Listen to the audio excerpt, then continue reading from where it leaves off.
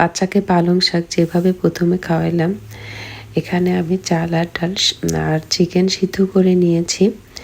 এখন যখন চাল ডাল 90% সিদ্ধ হয়ে যাবে, ঠিক তখনই আমি পালং শাকগুলো দিয়ে দিব। পালং শাক দিয়ে আমি আর কিছু সময় রান্না করে নিব। যখন পালং শাকটা সিদ্ধ হয়ে যাবে তত সময় পর্যন্ত রান্না করে নিব।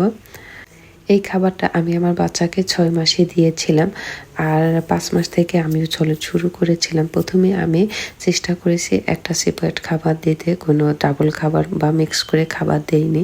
এতে করে ও খাবারের টেস্টটা বুঝতে পারবে। এরপরে সব কিছু একসঙ্গে ব্লেন্ড করে নিয়েছি, আর এখান থেকে আমি কিছুটা খাবার ওর জন্য ফ্রিজে রেখে দেব। আর এই খাবার রাখার জন্য এরকম কাচের 2টা বক্স নিয়েছি, আর ছোট নিয়েছি।